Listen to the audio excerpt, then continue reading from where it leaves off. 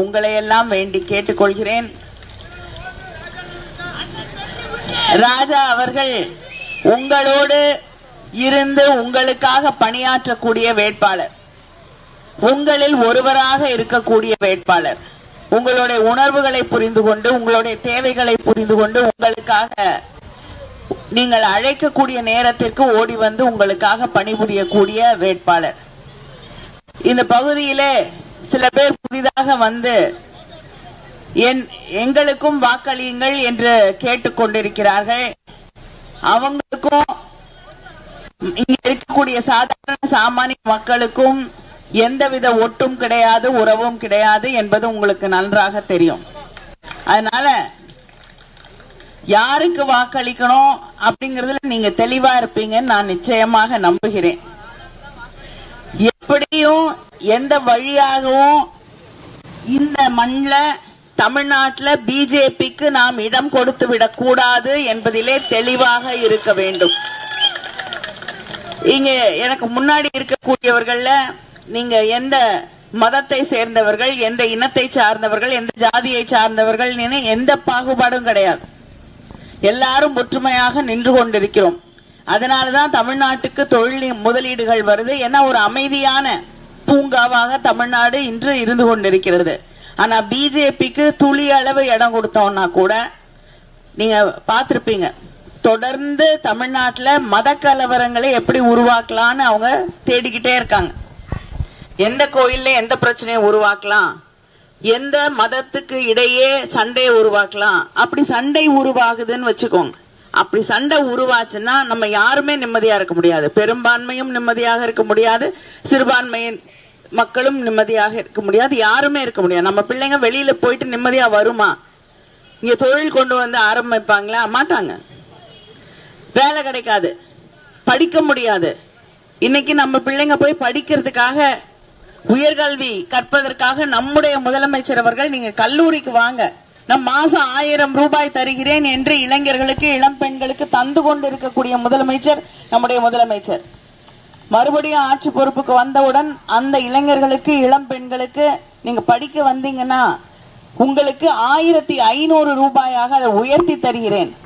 உயர்கல்வி படிக்க வேண்டும் நம்ம வீட்டு பிள்ளைங்க, சாதாரண சாமானிய வீட்டு பிள்ளைகள் படிக்கணுங்கிறதுக்காக அந்த திட்டத்தை கொண்டு வந்திருக்கிறார்கள். லேப்டாப்புகள் அடுத்த 5 வருஷத்துல 35 லட்சம் இளைஞர்களுக்கு இளம் பெண்களுக்கு லேப்டாப் தரப்போறேன்னு இருக்காங்க.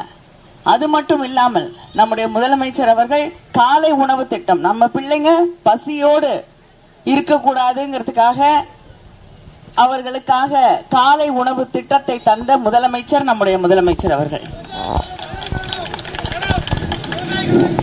விவசாயிகளுக்காக நம்முடைய முதலமைச்சர் மிக சிறப்பான ஒரு திட்டத்தை அறிவித்திருக்கிறார்கள். அது என்னன்னா, எந்தவித மீட்டரும் பொருத்தப்படாத புதிய மின் மோட்டார்கள் உங்களுக்கு வழங்கப்படும். தமிழ்நாடு முழுவதும் 20 லட்சம் விவசாயிகளுக்கு மேல் பயன்படக்கூடிய வகையிலே, இங்கே இருக்கக்கூடிய விவசாயிகளுக்கு பயன்படக்கூடிய வகையிலே அந்த திட்டத்தை அவர்கள் கொண்டு வந்து தந்திருக்கிறார்கள். நெல் கொள்முதல் குவிண்டாலுக்கு 3500 உயர்த்தி வழங்கப்படும். கரும்பு கொள்முதல் விலை 4500 உயர்த்தி வழங்கப்படும். அது மட்டும் இல்லாமல் பால் கொள்முதல், விவசாயிகள் கிட்ட இருந்து வாங்கக்கூடிய பால் 5 ரூபாய் 1 லிட்டருக்கு உயர்த்தி வழங்கப்படும். 24 மணி நேரம் வேலை செய்யக்கூடிய நிறைய விவசாய மக்களுடைய கோரிக்கை, கால்நடைகளுக்காக மருத்துவமனை, அந்த மருத்துவ 24 மணி நேரம் வேலை செய்யணும் அப்படின்னு நீங்க நீண்ட நாளாக வைத்திருக்க கோரிக்கை, அடுத்த முறை நம்முடைய முதலமைச்சர் அவர்கள் ஆட்சி பொறுப்பிற்கு வந்து அதுவும் நிறைவேற்றி தரப்படும். பிஜேபி அடிக்கடி இங்க பிரச்சாரம் செய்வார்கள். செய்யக்கூடிய நேரத்தில் நாங்க இந்த திட்டம் கொண்டு வந்தோம், அந்த திட்டம் கொண்டு வந்தோம் அப்படின்னு சொல்லி பிரதமருடைய படத்தை எல்லாத்திலையும் ஓட்டுவாங்க. நான் ஒரே ஒரு திட்டத்தை மட்டும் சொல்றேன்.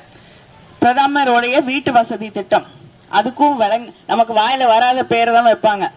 பிரதான் மந்திரி ஆவாஸ் யோஜனா அப்படின்னு ஒரு திட்டம். புரிஞ்சுதா? புரியல, புரியாத பேர் தான் வைப்பாங்க. ஹிந்தியை அப்படியும் தெரிஞ்சிடணும் இல்லையா? அதுக்காக அது பேரு பிரதம மந்திரி திட்டம். ஆனா அதுக்கு காசு யாரு கொடுக்கறா? முத்துவேல் கருணாநிதி ஸ்டாலின். நம்முடைய முதலமைச்சர், நம்முடைய தமிழ்நாடு அரசு கிட்டத்தட்ட 61% அதுக்கு பணம் கொடுக்குது. அவங்க கொடுக்கிறது 39% தான் பிரதமர் வீடு கட்டக்கூடிய திட்டத்துக்கு.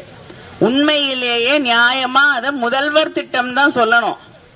ஆனா அவங்க ஸ்டிக்கரை கொண்டு வந்து நம்ம 61% கொடுக்கக்கூடிய திட்டத்துல ஒட்டிட்டு போறாங்க. இதுதான் பிஜேபி என்பதை நீங்கள் புரிந்து கொள்ள வேண்டும்.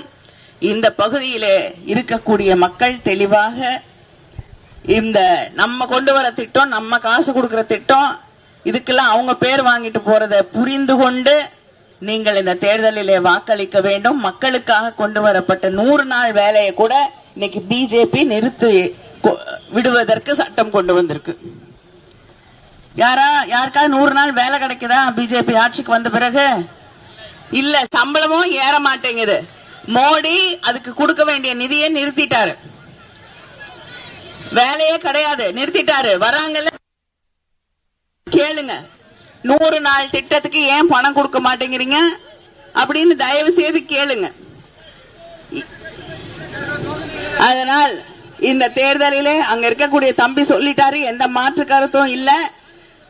நம்முடைய ராஜா அவர்களுக்கு உதயசூரியன் சின்னத்திலே வாக்களித்து வெற்றி பெற செய்வீர்கள். நமக்கு மகளிர் உரிமை தொகை இப்ப 1000 ரூபாய், அடுத்த முறை ஆட்சிக்கு வந்தவுடன் 2000 ரூபாய், சகோதரிகளுக்காக 8000 ரூபாய். உங்க வேலை சுமையை குறைப்பதற்காக 8000 ரூபாய் கூப்பன் கொடுக்க போறாரு நம்முடைய முதலமைச்சர். உங்களுக்கு எது வேலை கஷ்டமா இருக்கும், வாஷிங் மெஷின் வாங்கி துணி துவைக்கிற வேலை கஷ்டமா இருந்தா அந்த வேலையை கம்மி பண்ணிக்கலாம். ஃப்ரிட்ஜ் வேணும்னா ஃப்ரிட்ஜ் வாங்கிக்கலாம், கிரைண்டர் வேணும்னா கிரைண்டர் வாங்கிக்கலாம். உங்களுக்கு எது தேவையோ அந்த 8000 ரூபாய் கூப்பனை கொடுத்து நீங்கள் வாங்கிக் கொள்ளலாம். அந்த திட்டத்தை விரைவிலே உங்களுக்காக செய்து தருவதற்கு மறுபடியும் எங்களுக்கு ஒரு வாய்ப்பை நீங்கள் வழங்க வேண்டும் என்று உங்களை எல்லாம் வேண்டி கேட்டுக்கொள்கிறேன். மறவாதீர்கள், உங்கள் சின்னம், உங்களுடைய வேட்பாளர். நன்றி, வணக்கம்.